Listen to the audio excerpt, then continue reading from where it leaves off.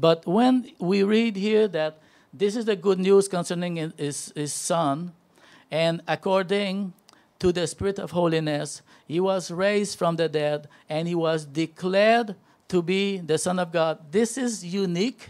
This is to point out to his uniqueness. This is to also like a public, universal display. So that after this moment, nobody should think of Jesus as just a great man, because he is marked, and God used these resurrections to tell the whole world, this is my son. He overcame. He's not like any other man. He went in the grave. He came out of the grave. I attest. I set him aside. I marked him out.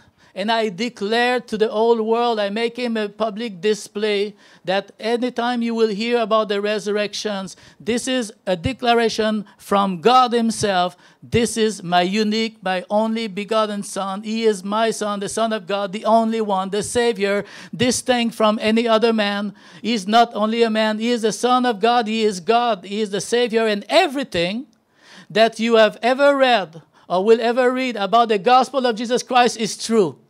Because of that moment, because of the resurrection. This is the greatest display of power, so that nobody should think anymore of Jesus only as a great rabbi and a great man. The resurrection is God's stamp.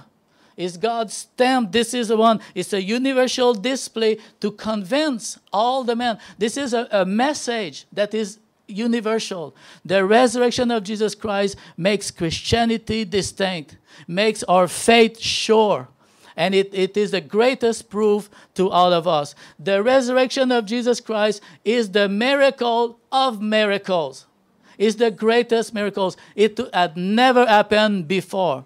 You know, if you want to think for a moment, in the past, if you would think of the greatest miracle, you could go back to the creation of the world. You can say, wow, this is really the greatest act of God.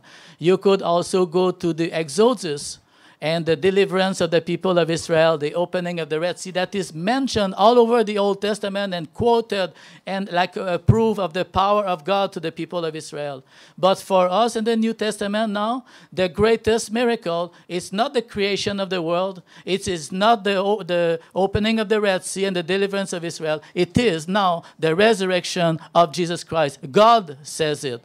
God shows it to us. It is the greatest miracles of all. God, in the resurrection of Jesus, exalted Jesus. He proclaimed sovereignly to the whole world. It's a proclamation to the whole world. This is my Son. He's unique. He's the one. He's the one. You can believe in him. Everything about him is true. Everything about him is genuine, and it is for you. Amen? Hallelujah. This is wonderful. Someone says the resurrection only declared him to be what he truly was. It only confirmed everything that had been written in prophecies in the past, about everything that he himself claimed about himself. The resurrections only declared him to be what he truly was, God. Amen.